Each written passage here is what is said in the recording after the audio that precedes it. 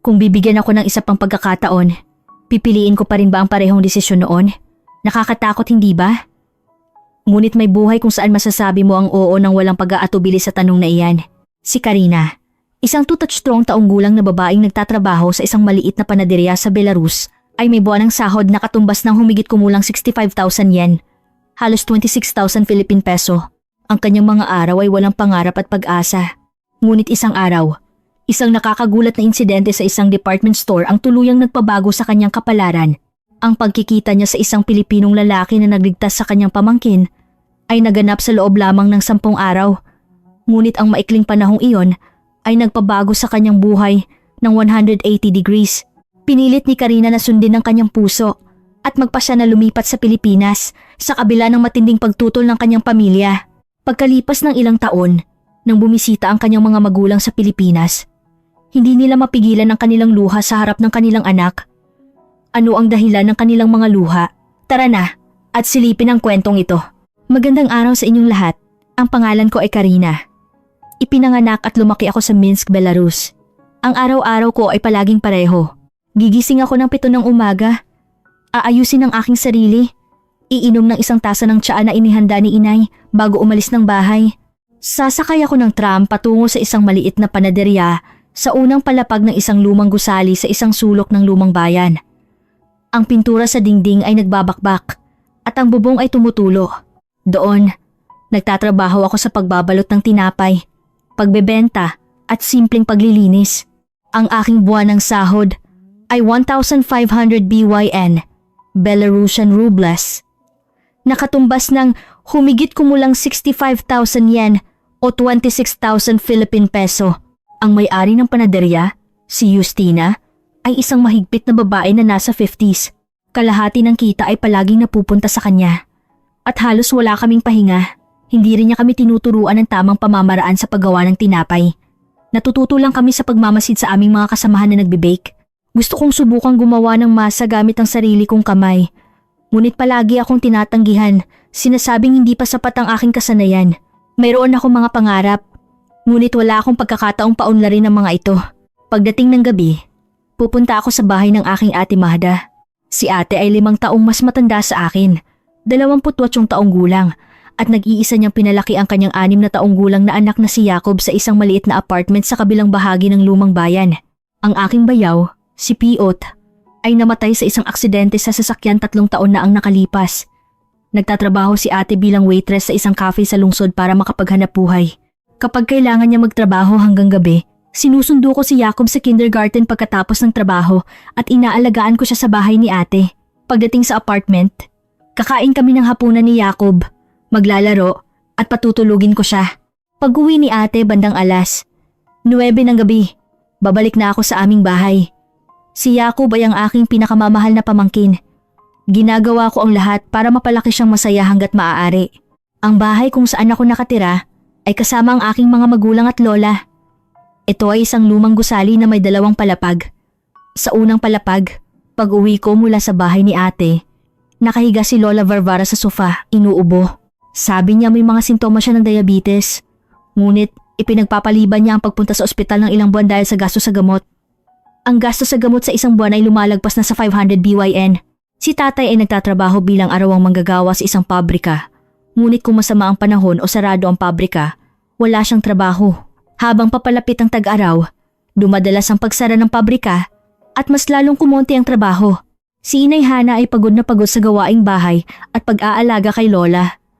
Kaming lahat sa pamilya ay may kanya-kanyang pasanin at pinipilit naming malampasan ang bawat araw. Sa gabi, pag-upo ko sa harap ng isang maliit na salamin, ang mukha ko ay tila hindi ko kilala. Masyado itong pagod at mukhang matanda para sa isang 23 taong gulang. Malalim ang mga eye bags at rough ang balat. Ang aking mga paa ay maga dahil sa maghapong pagtayo sa panaderya. Ang aking mga kaklase sa high school ay nagpo-post ng mga masayang larawan sa social media na nagpapakitang nag-aaral sa kolehiyo, nakakahanap ng magandang trabaho at nag-enjoy sa pag-ibig, ngunit wala akong luho para doon. Gusto ko ang paggawa ng tinapay, ngunit wala akong pagkakataong matuto ng maayos at wala rin akong nakikitang paraan para makalipat sa mas magandang lugar. Mayroon akong pangarap na maging isang bihasang panadero, at balang araw ay magkaroon ng sariling tindahan, ngunit tila napakalayo pa nito. Sa buwan ng sahod, sapat lang para sa pang-araw-araw na gastos at hindi ko kayang mangarap na makapag-aral sa isang culinary school. Ang tanging realidad ko ay ang pagtitiis sa bawat araw at ang pagtulong sa aking pamilya sa maliit kong sahod. Habang lumalalim ang taglagas, unti-unting lumamig ang bayan ng Minsk. Ang mga nahulog na dahon ay kumakalat sa ilalim ng aming mga paa at nagsimulang isuot ng mga tao ang kanilang makakapal na coat at scarf. Maaga ang paglubog ng araw. Alas 4 o alas 5 pa lang ng hapon ay madilim na. Sa araw na iyon, mahigpit kong hawak ang maliliit na kamay ni Jacob habang naglalakad kami sa lungsod. Kailangan pa kasing magtrabaho ni ate sa cafe hanggang gabi, kaya sinusundo ko ang bata mula sa kindergarten. Si Jacob ay isang mausisang bata. Tuwing dumadaan kami sa tindahan ng laruan, humihinto siya at pinagmamasdan ng salamin, nagliliwanag ang mga mata. Gusto niya lalo ang maliliit na laruang kotse. Tuwing nakikita ko ang ganoong ekspresyon ng bata, masakit ang aking dibdib. Pakiramdam ko ay miserable at walang kapangyarihan dahil hindi ko man lang kayang bilhan siya ng isang maliit na laruan. Gusto kong bigyan ng kaunting kagalakan ng aking pamangkin na nawalan ng ama, ngunit hindi ko man lang iyon magawa. Nagpunta kami sa department store. Bandang alas 5 ng hapon, puno ng mga mamimili at mga umuuwi ang palapag. Mahigpit kong hinawakan ng kamay ni Jacob at maingat kaming dumaan sa mga tao patungo sa escalator.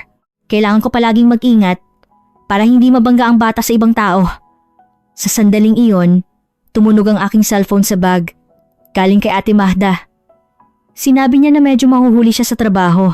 Habang sinasagot ang tawag, saglit kong nabitiwan ang kamay ni Jacob. Nangyari ito nang eksakto sa sandaling iyon. Isang nakakatakot na sigaw ang narinig. Pakiramdam ko ay huminto ang aking puso.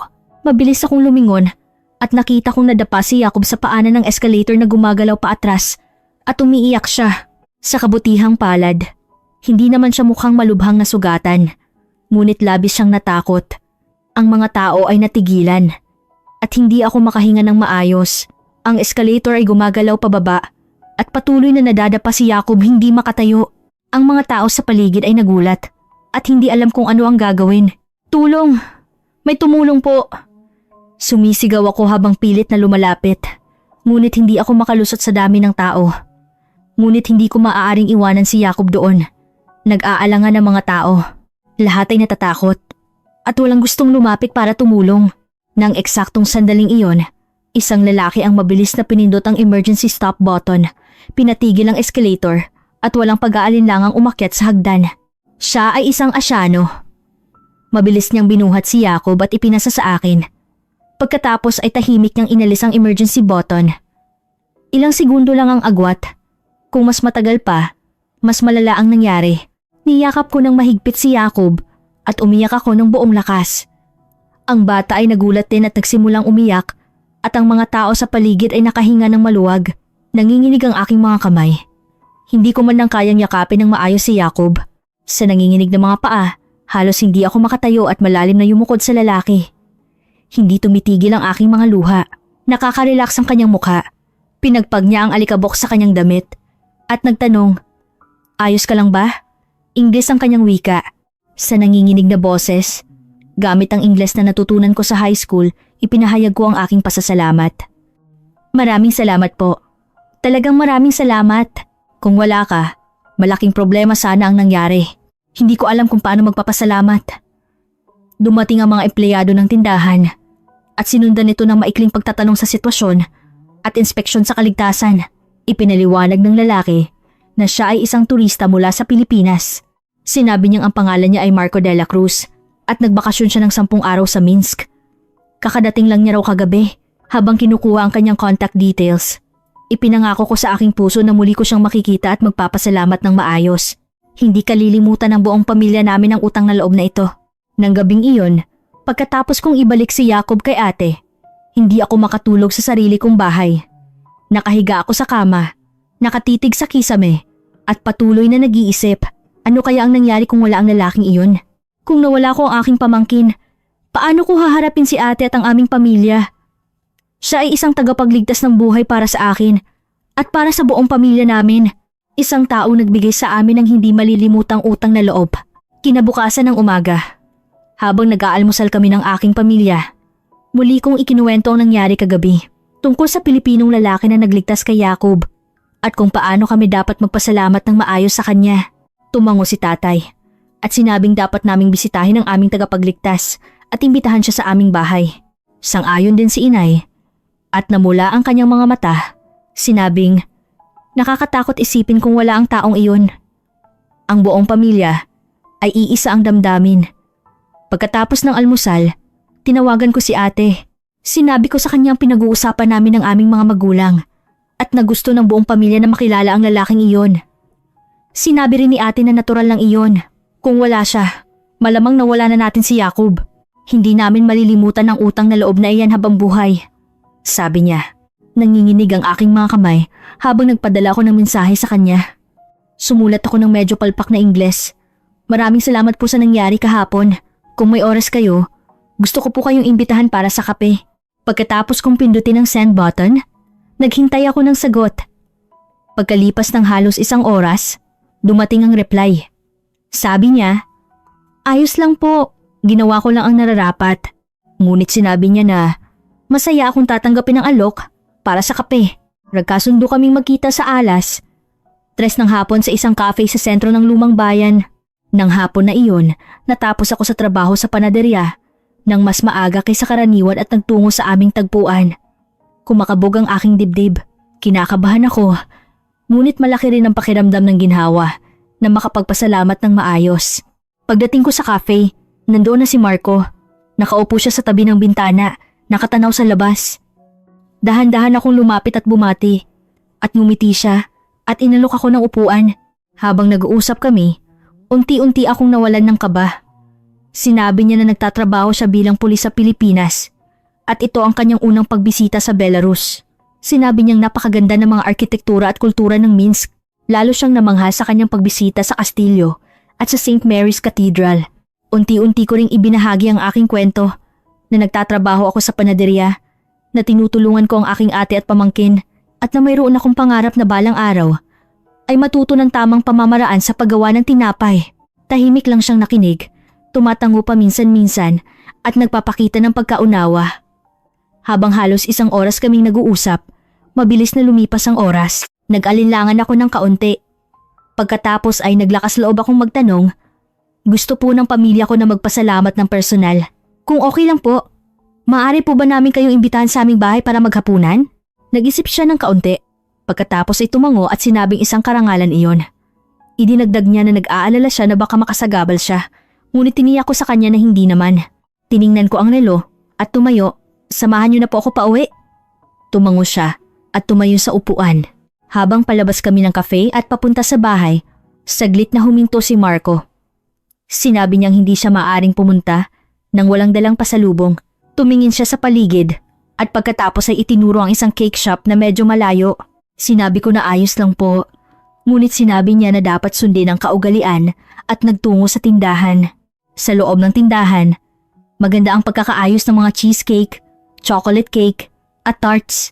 Nag-order si Marco ng isang cake box sa tindera at pumili ang tindera ng sariwang cake at maayos itong inilagay sa kahon. Kinuha ni Marco ang kanyang wallet at nagbayad. Malaki ang halaga nito kung i-convert sa Belarusian ruble, ngunit walang pag-aalinlangan siyang nagbayad. Dala namin ang cake box at nagtungo sa bahay. Habang naglalakad sa kalsada, sinabi niyang sariwa ang panahon ng taglaga sa Belarus. Ngumiti ako at sumagot, malapit na pong lumamig. Kapag dumating ang taglamig, talagang napakalamig po. Pagdating namin sa bahay, tapos na ang lahat ng paghahanda ng pamilya ko. Sa hapagkainan, nakahanda ang draniki, koldoni, salad, at itim na tinapay na inihanda ni inay ng buong puso. Ang amoy ng niluluto ay kumalat sa buong bahay at naghihintay si Lola sa sala. Hinubad ni Marco ang kanyang sapatos at pumasok at magalang na bumati. Lalo siyang yumukod ng malalim kay Lola. Pagkatapos ay iniabot niya ang cake box kay inay. Iwinagayway ni inay ang kanyang kamay at sinabing hindi na kailangan. Ngunit kitang-kita ang kanyang pagkagulat. Inakay ni tatay si Marco sa hapagkainan at dumating din si ate Mahda kasama si Jacob. Nakita ni Jacob si Marco at agad na nagtago sa likod ni inay nang nahihiya. Pagkatapos ay dahan-dahang lumapit at nag-abot ng isang drawing. Nakalarawan doon ng department store at isang superhero. Kinuha ni Marco ang drawing at tahimik na pinagmasdan ng ilang sandali. Pagkatapos ay hinaplos ang ulo ni Jacob at sinabing itatago niya ito ng maingat. Sa sandaling iyon, sa wakas ay ngumiti ng masaya si Jacob. Nagsimula na ang pagkain at nagpalitan kami ng kwento. Sinabi ni Marco na ito ang kanyang unang pagkakataon na makatikim ng lutong bahay ng Belarus. Maingat niyang tinikman at sinabing napakasarap po talaga. Lalo niyang sinabi na nagustuhan niya ang graniki potato dahil sa masarap na lasa nito. Natuwa si inay. Itinaas ni tatay ang kanyang baso at muling nagpahayag ng pasasalamat. At magalang na yumukod si Marco at sumagot na ginawa lang po niya ang nararapat. Pagkatapos ng pagkain, nagtipon kami sa sala at uminom ng tsaa. Nagkwento si Marco tungkol sa Pilipinas. Sinabi niyang ito ay isang ligtas at maginhawang bansa. Hindi raw delikado maglakad ng mag-isa kahit gabi na. At dahil maunlad ang pampublikong transportasyon, madali kang makapunta kahit saan. Idinagdag din niya na marami ang mga panaderya. At kung may kasanayan ka lang, madali kang magtatagumpay. Tahimik akong nakinig. Unti-unting naging interesado ako sa bansang Pilipinas. Mukhang napakalayo nito sa lugar kung saan ako nabuhay. Nagtanong si inay kung mayroon siyang mapapanatilihan habang naglalakbay. At sumagot siya na plano niyang manatili sa isang maliit na hotel sa lungsod. Pagkatapos, agad na sinabi ni tatay ng buong diin. Hindi po maaaring manatili sa hotel ang aming tagapagligtas. Mangyaring manatili po kayo sa aming bahay sa natitirang panahon. Iwinagayway ni Marco ang kanyang kamay. At sinabing baka po masyado na akong nakakasagabal, ngunit pinilit namin siyang lahat. Sinabi namin kung hindi po ninyo kami bibigyan ng pagkakataong makaganti, habang buhay po kaming may utang na loob. Sa huli, tinanggap niya ang aming pakiusap. Nang gabing iyon, inayos namin ang maliit na kwarto sa ikalawang palapag at ibinigay sa kanya. Ito ay isang maliit at lumang kwarto, ngunit ito ang pinakamahusay na kaya naming ialay. Sinabi ni Marco na ayos lang po at nagpasalamat. Kaya si Marco de la Cruz, isang Pilipinong pulis, ay nanatili sa aming bahay. Nang gabing iyon, habang nakahiga ako sa kama, naisip ko, maaring ito ang simula ng aking kapalaran. Kinabukasan ng umaga, maaga akong nagising gaya ng dati. Sa kusina, naghahanda si inay ng almusal at gising na rin si Marco at tahimik na nakaupo sa sala. Sinabi niyang mayroon siyang ugali na gumising ng maaga. Nagtrabaho raw siya bilang pulis, kaya nasanay siyang gumising ng madaling araw. Inalok na inay si Marco ng almusal at sabay-sabay kaming kumain. Mayroong sopas at tinapay, kesyo at tsaa na inihanda ni inay. Masarap siyang kumain habang nagpapasalamat. Nagtanong si tatay kung ano ang plano niya sa araw na iyon at sumagot si Marco na plano niyang maglakad-lakad pa sa lungsod. Pagkatapos, sinabi ni tatay, "Karina, samahan mo na lang siya sa paglilibot sa lungsod." Tumango ako at nagpasalamat din si Marco. Nang hapon na iyon, pagkatapos kong matapos ang trabaho sa panaderya, lumabas kami ni Marco sa lungsod. Naglakad kami sa tabi ng ilog at nag-usap. Tiningnan niya ang ilog at sinabing kahawig ito ng Pasig River sa Maynila. Nagtanong ako, ano po ang Pasig River? At ipinaliwanag niya na ito ay isang malaking ilog na dumadaan sa gitna ng Maynila. Sinabi niya na mayroong parke sa tabi ng ilog kung saan ang mga tao ay nagbibisikleta at naglalakad-lakad. Pumasok kami sa isang maliit na cafe at uminom ng tsaa habang pinagmamasdan ng tanawin ng lungsod sa labas ng bintana. Sinabi ni Marco na mas maganda pala ang Belarus kaysa sa inaakala ko. Sinabi rin niyang mabait ang mga tao. At lalo akong namangha sa mainit na pagtanggap ng inyong pamilya. Naglakas loob akong magtanong, totoo po ba na maraming oportunidad sa Pilipinas? Tumango si Marco. Sinabi niyang kung masipag ka, marami kang makukuha. Lalo na sa mga skilled worker. Kung may kasanayan ka lang, sapat na para makilala ka. Sinabi rin niyang ganoon din sa mga panadero. Napakarami ng panaderya sa Pilipinas at hindi nagtitipid ang mga customer sa pagbili ng tinapay. Tahimik akong nakinig. Kumakabog ang isang bahagi ng aking dibdib. Pakiramdam ko ay maaring hindi magtapos bilang isang pangarap lang ang aking pangarap. Pagdating ng gabi, pag-uwi namin, naghihintay na si Jacob sa amin. Nakita ni Marco si Jacob at lumapit sa kanya habang masayang ngumingiti. Sinabi niyang maglalaro siya kasama ang bata. Umupo siya sa sahig ng sala kasama si Jacob at gumuhit.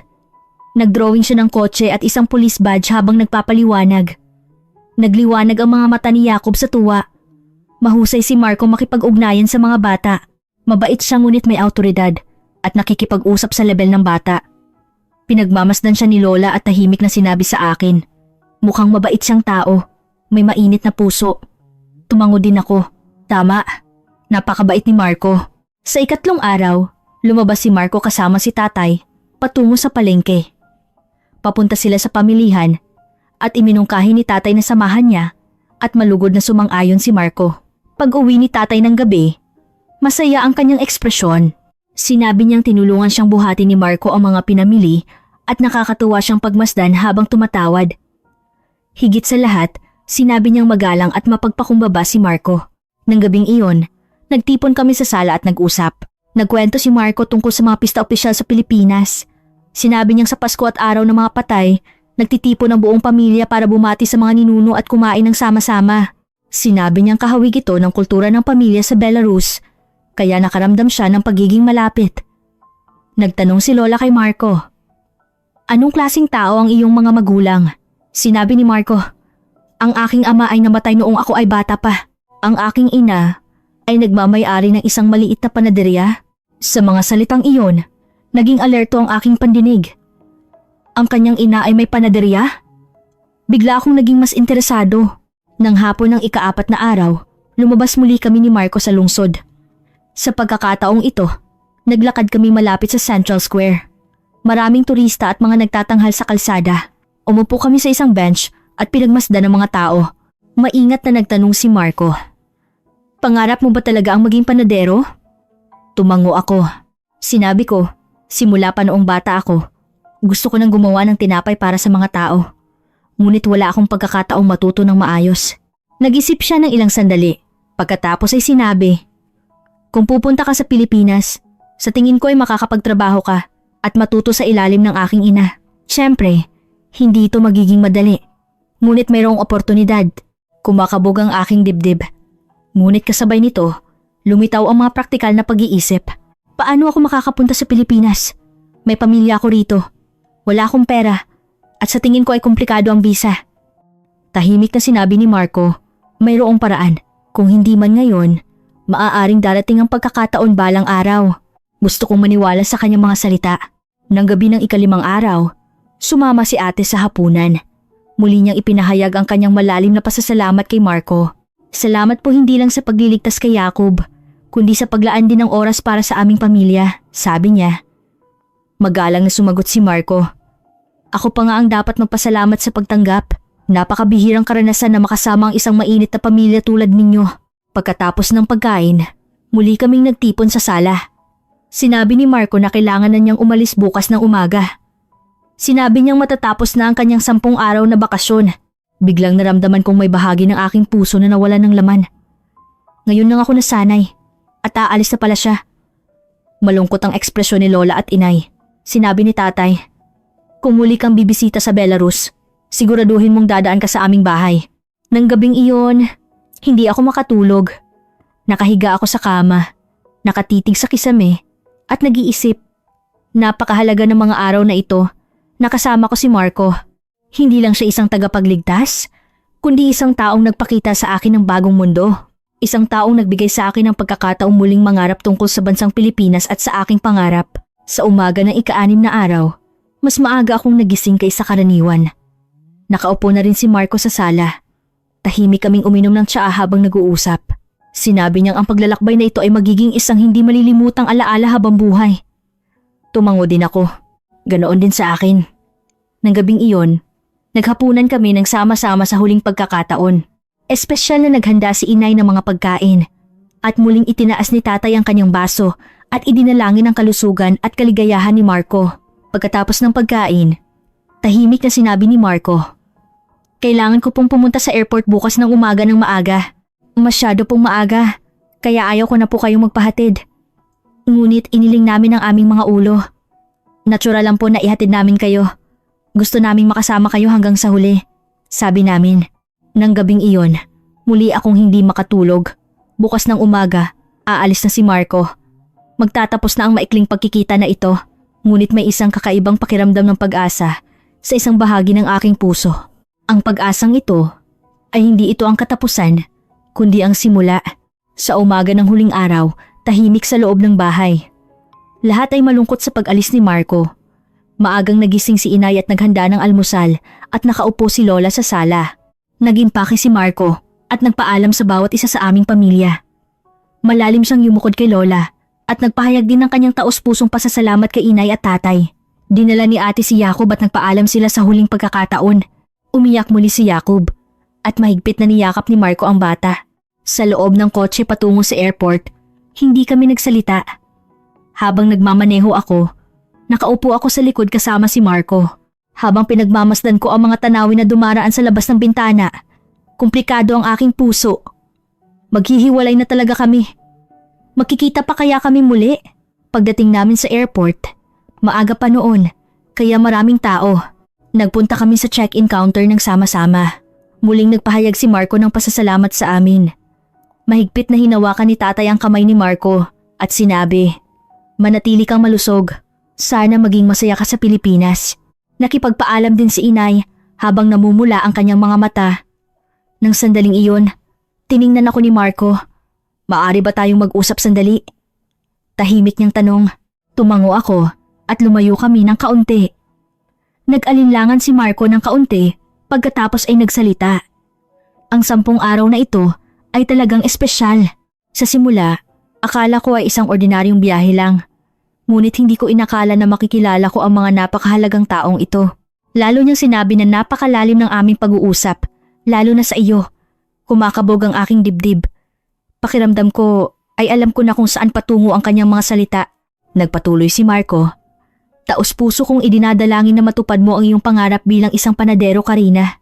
At kung magkaroon ka ng pagkakataong pumunta sa Pilipinas, gusto kong tulungan ka sa anumang paraan na kaya ko." Sinabi rin niya na makakapagtrabaho ka habang natututo sa panaderya ng aking ina. Tumango lang ako.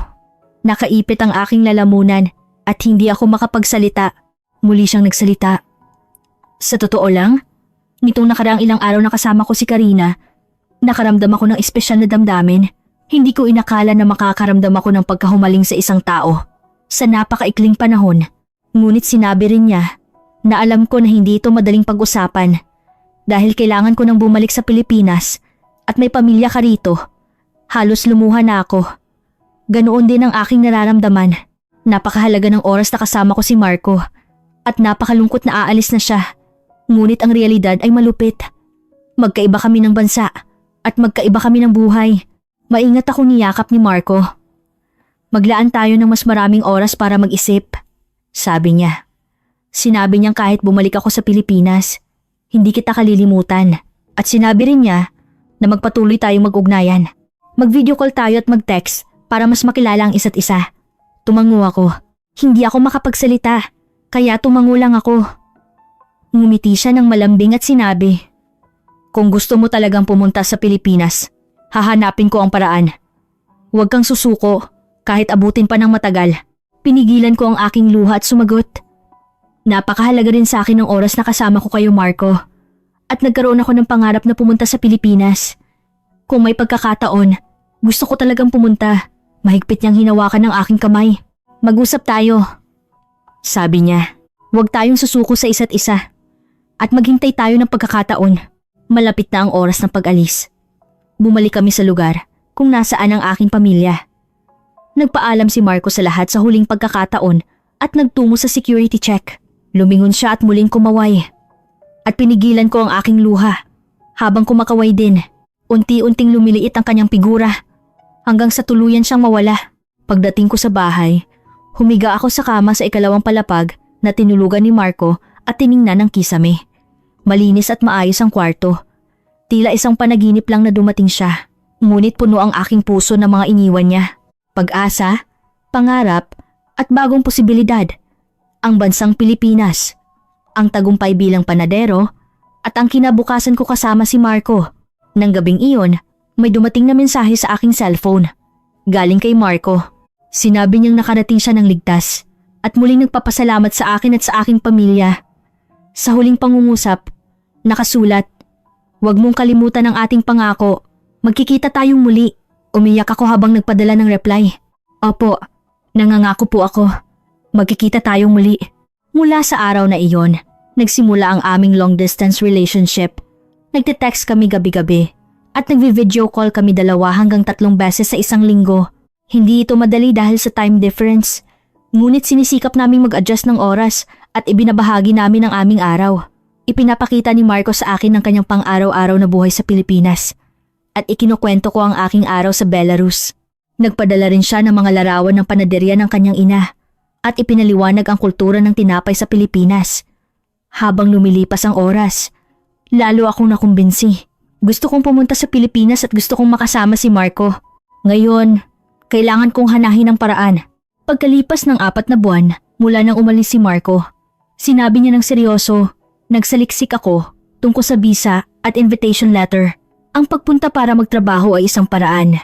Ngunit ang pinakasigurado ay ang pagpapakasal. Pagkatapos ay maingat siyang nagtanong, "Ano sa tingin mo, Karina?"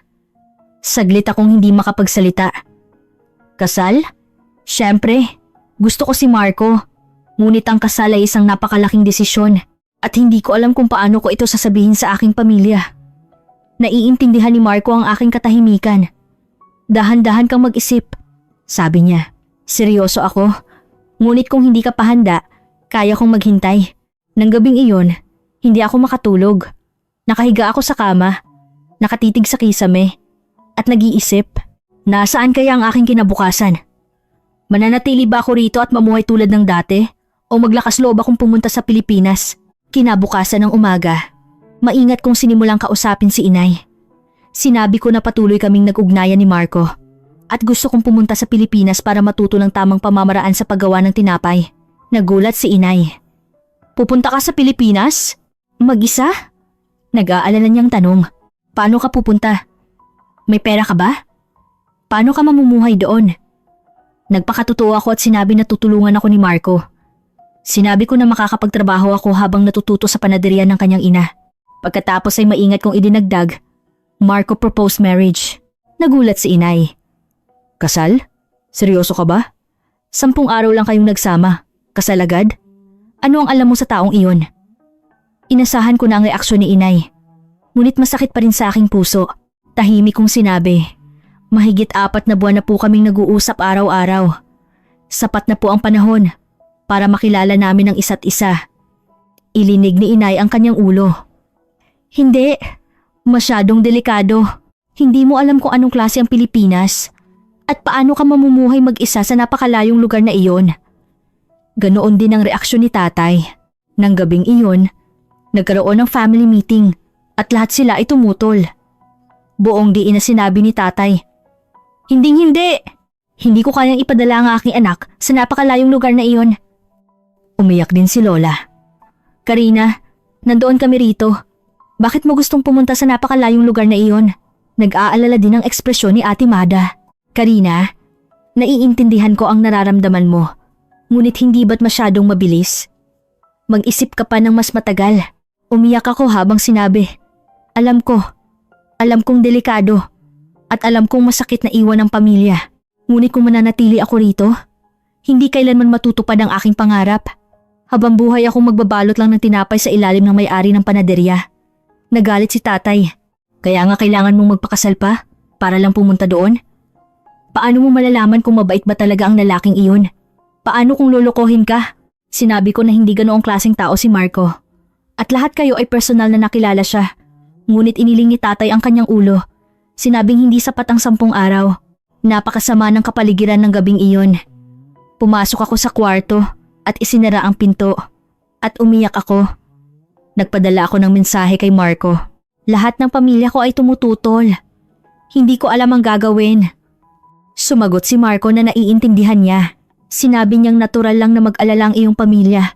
At sinabi niyang pupunta ako ng personal para kumbinsihin sila. Pagkalipas ng 2 linggo, muling sumakay si Marco ng eroplano patungo sa Belarus. Sa pagkakataong ito, hindi para magbakasyon, kundi para kumbinsihin ang aming pamilya. Pagdating ko sa airport para sunduin siya, lumuha ako. Hindi ako makapaniwala na talagang dumating siya. Mahigpit niya akong niyakap at sinabi, "Ayos lang.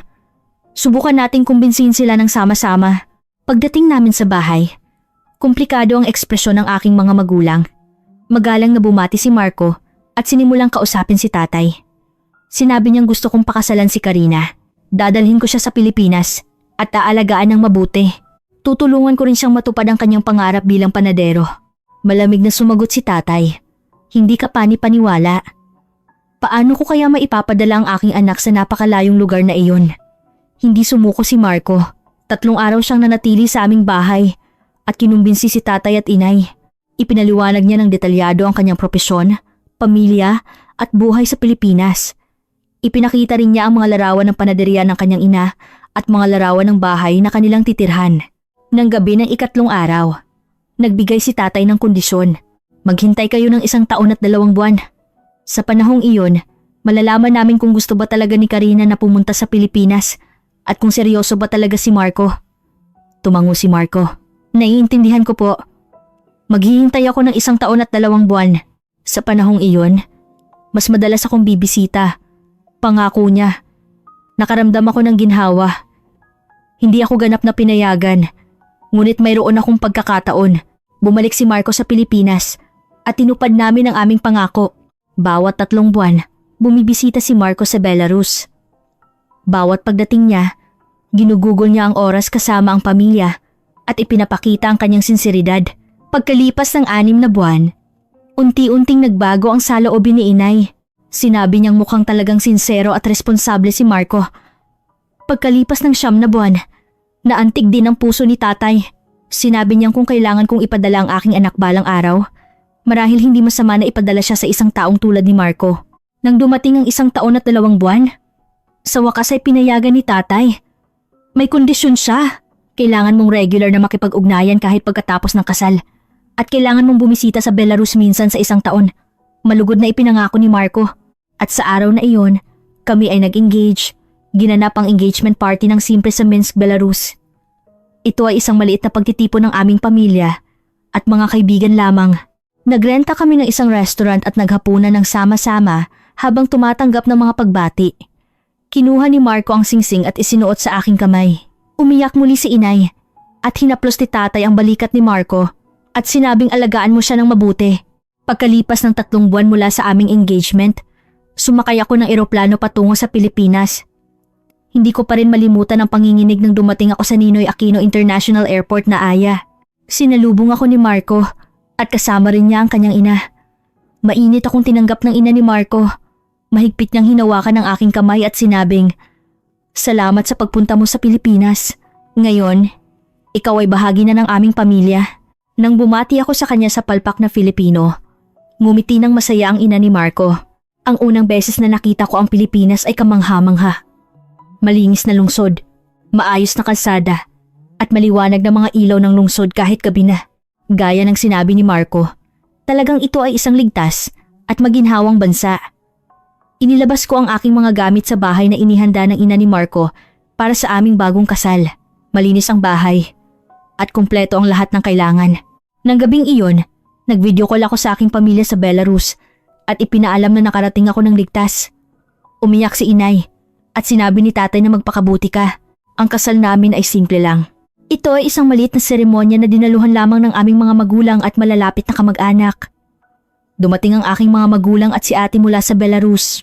Malaki na ang pagbabago ni Jacob at pagkakita niya sa akin, agad siyang tumakbo at yumakap. Pagkatapos ng kasal, nagsimula na ang aking buhay sa Pilipinas. Ang unang dapat kong gawin ay matuto ng Filipino. Pagkatapos ng trabaho, gabi-gabi akong tinuturuan ni Marco ng Filipino.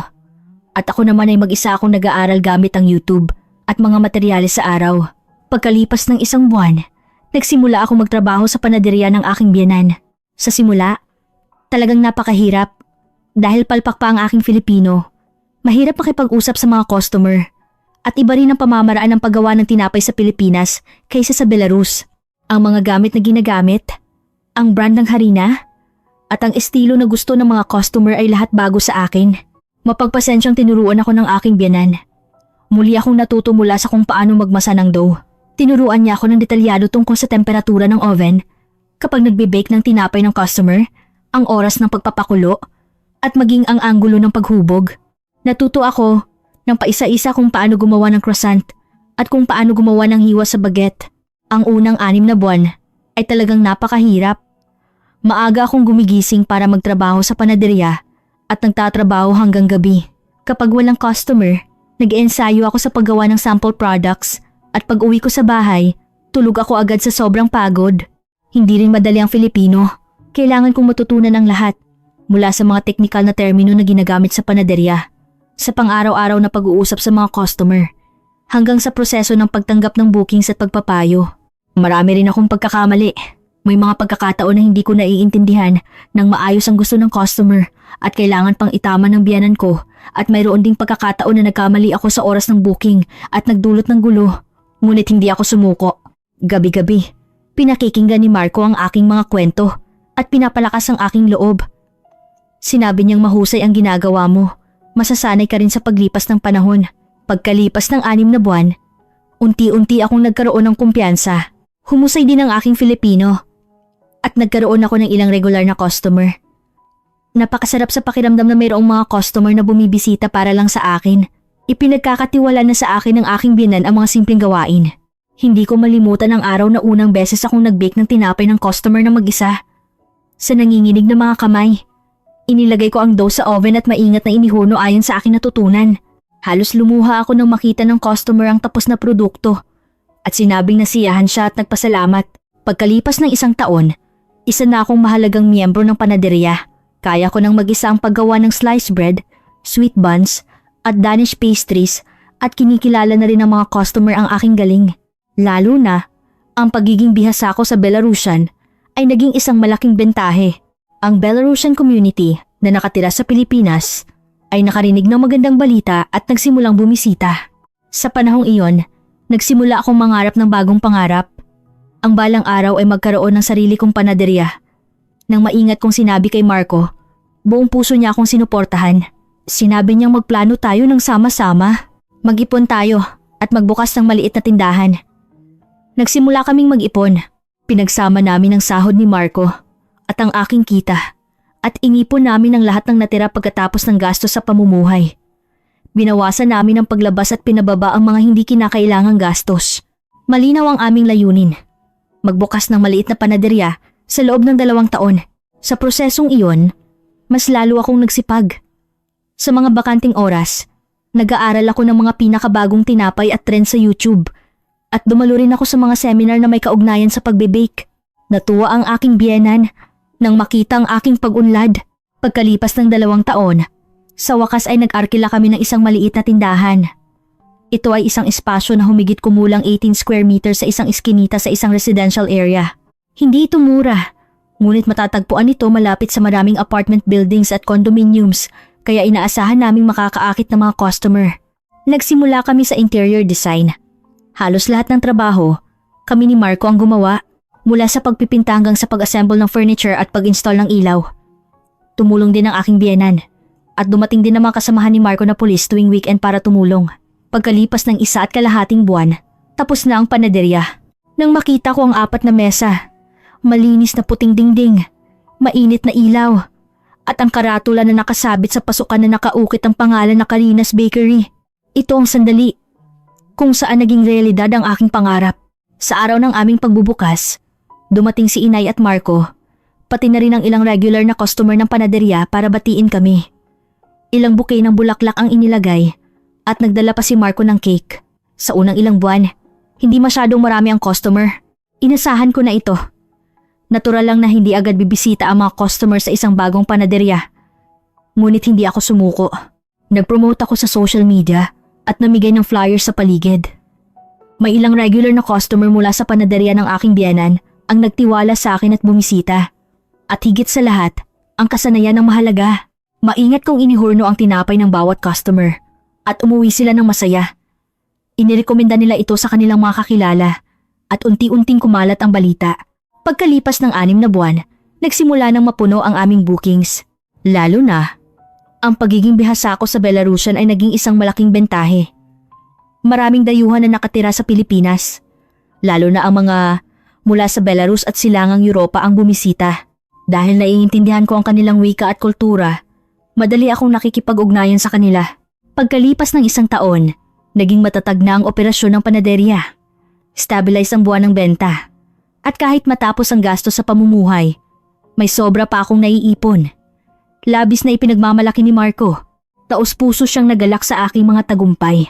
Sa panahong iyon, nakipag-ugnayan ako sa aking mga magulang. Maaari po ba kayong bumisita sa Pilipinas minsan? Gusto kong ipakita sa kanila ang aking panaderya. Bumisita ang aking mga magulang sa Pilipinas pagkalipas ng 3 taon. Nang makita ko sila sa Ninoy Aquino International Airport, mahigpit akong niyakap ni inay at umiyak. Hindi ko rin napigilan ang aking luha. Inakay ko ang aking mga magulang sa panaderya. Tiningnan ni tatay ang karatula at namangha. Pumasok si inay sa tindahan at tumingin sa paligid na may ekspresyon ng hindi makapaniwala. Sa araw na iyon, sinabi ko sa aking mga magulang, ang benta po namin noong nakaraang buwan ay lumampas sa 2.8 milyong Philippine peso at ang net profit po ay lumampas sa 950,000 Philippine peso. Tulala si tatay habang nakatitig sa akin. Sa Belarus, kumikita ako ng 65,000 yen, halos 26,000 Philippine peso, sa isang buwan. Ngunit ngayon ay kumikita ako ng mahigit 10 beses pa roon. Hindi siya makapaniwala. Umiyak si inay. Ito ay luha ng kagalakan. Ipinagmamalaki niya na nagtagumpay ako at sinabing buti na lang at pinayagan kitang pumunta sa Pilipinas. Nagbigay ako ng isang sobre sa aking mga magulang. Ito ay bahagi ng pera na naipon ko. Mangyaring gamitin niyo po ito ng maluwag habang kayo ay naglalakbay. At sinabi kong ipaayos niyo na rin po ang bahay. Sa simula, ayaw itong tanggapin ni tatay. Ngunit sa aking mariing pakiusap, sa huli ay tinanggap niya. Nang gabing iyon, mahigpit na hinawakan ni tatay ang kamay ni Marco at sinabi, "Salamat sa pag-aalaga mong mabuti sa aking anak. Hindi ako nagsisisi na pinagkatiwala ko siya sa iyo." Nanatili ang aking mga magulang sa Pilipinas ng 1 linggo at pagkatapos ay umuwi. Sa airport, habang nagpapaalam kami, muling umiyak si inay.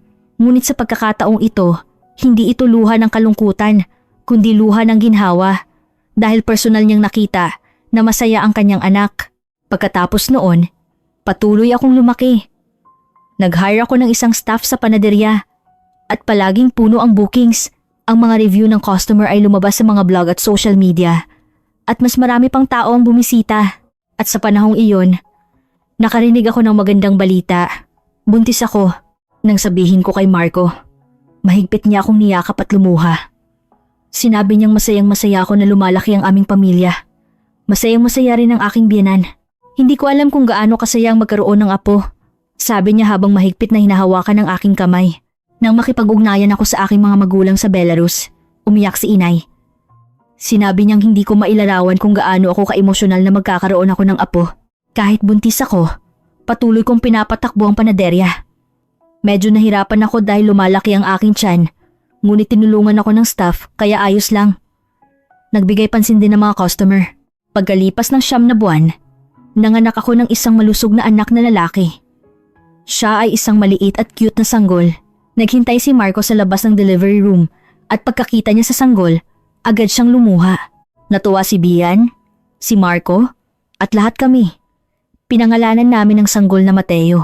Sa panahon ng aking maternity leave, pinatakbo ng staff ang panaderya.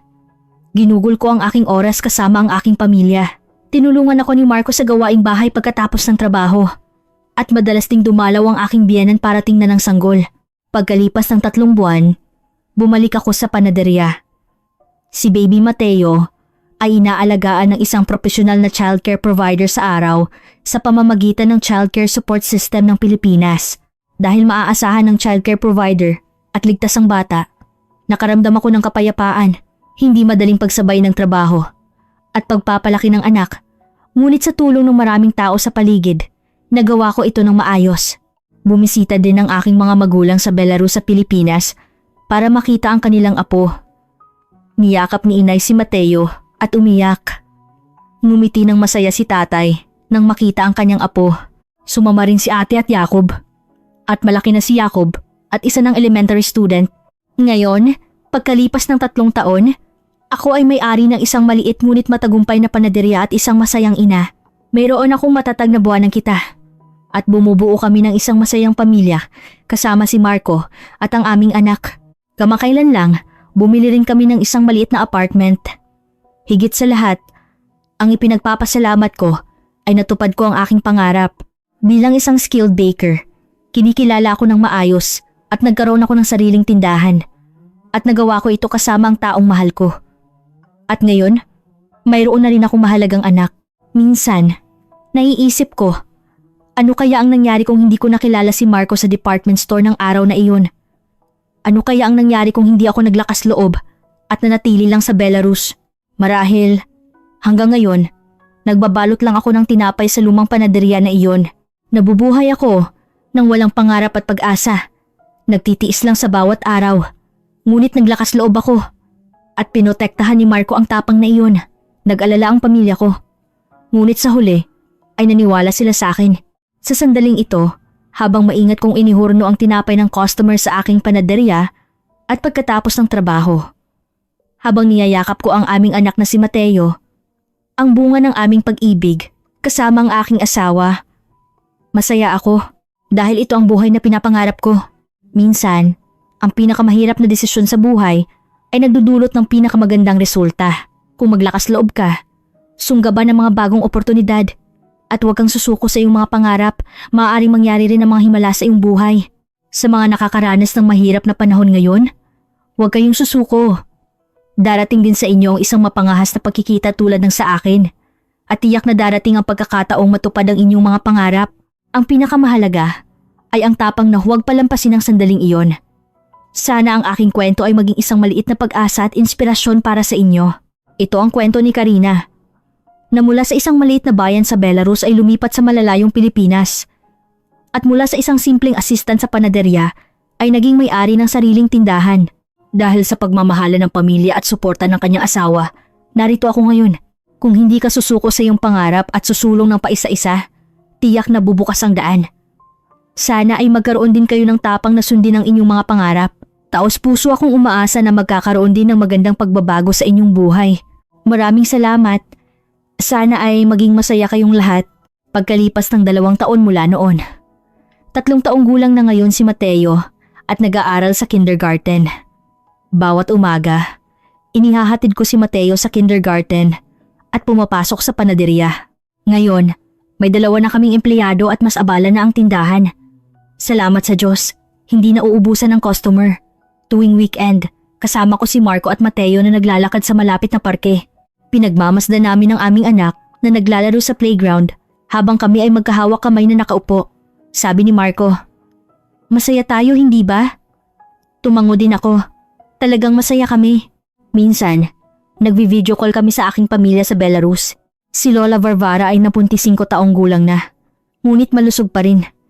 Sina tatay at inay ay malusog din. At sa pera na ipinadala ko, ipinaayos nila ang bahay. At ngayon ay mas komportable na silang namumuhay. Si Ate Mahda ay muling nagpakasal at nagtatag ng bagong pamilya. Si Jacob ay high school student na ngayon. Napakabilis talaga ng oras. Kamakailan lang, sinabi sa akin ng aking biyenan na gusto ko nang magretiro sa panaderya. Sinabi niya na dahil sa edad ko at dahil lumaki ka na ng husto at maasahan, kampante na ako. At sinabi rin niya na plano kong isara ang panaderya at magbukas ng maliit na cafe malapit sa aking tindahan para masayang gugulin ang aking pagtanda. Niyakap ko ang aking biyenan. "Inay, salamat po sa pagpapalaki ninyo sa akin," sabi ko. Ngumiti ang aking biyenan at sinabi, "Ako ang dapat magpasalamat dahil dumating ka bilang isang mabuting manugang. Ngayong taglagas, plano naming bumisita sa Belarus. Ito ang aming unang mahabang pagbisita kasama si Mateo. Sabik na ang aking mga magulang na makita ang kanilang apo, lalo na si Lola, na halos araw-araw sinasabi na gusto niya na makita si Mateo. Tinuturuan ko rin si Mateo ng Belarusian. Mga simpleng pagbati at salita pa lang, ngunit unti-unti niyang natututo. Umaasa ako na ang aking anak ay lumaki nang naiintindihan ang parehong kultura. Noong nakaraang buwan, may isa pang magandang balita. 2nd pagbubuntis. Babae raw ang magiging anak namin. Masayang-masaya si Marco. Sumasayaw pa. Magkakaroon na kami ng anak na babae, sabi niya. Naisip na namin ang pangalan ng aming anak na babae. Umaasa kaming lumaki siya ng kasing ganda ng bulaklak ng sakura cherry blossom. Na napakaganda. Plano rin naming palawakin ang panaderya. Dahil bakante ang tindahan sa tabi, balak naming arkilahin iyon at gumawa ng cafe corner. Gusto naming gumawa ng espasyo kung saan ang mga customer ay maaaring umupo ng matagal at mag-enjoy ng tinapay at kape. Patuloy ang mga pangarap. Kapag natupad ang isang pangarap, mayroon na namang bagong pangarap na lumilitaw.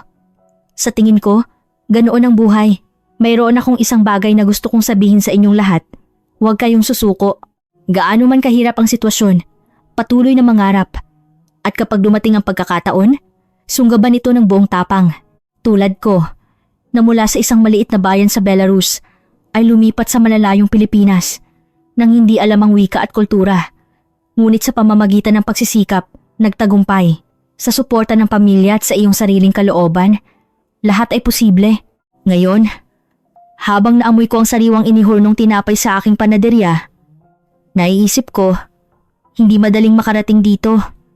Umiyak din ako at nag-alinlangan. Ngunit hindi ako sumuko. At ngayon, narito ako, kasama ang aking mahal na asawa at anak na lalaki, at ang aking anak na babae sa aking sinapupunan. Nagbibigay ako ng kaligayahan sa mga customer araw-araw sa aking panaderya. Ito ang aking kwento. Mula sa Minsk, Belarus, patungo sa Maynila, Pilipinas. Mula sa isang assistant sa panaderya hanggang sa maging may-ari. Mula sa isang nag-iisang babae hanggang sa maging isang masayang asawa at ina. Umaasa akong mangyayari rin ang ganitong kwento sa inyong lahat. Magkaroon kayo ng tapang, mangyaring mangarap, at sumulong ng paisa-isa. Ang buhay ay puno ng magagandang himala. Naghihintay ang Carina's Bakery sa inyong lahat. Magbibigay kami ng kwento ng pag-asa kasama ng mainit na tinapay. Maraming salamat po. Sana ay maging masaya kayong lahat.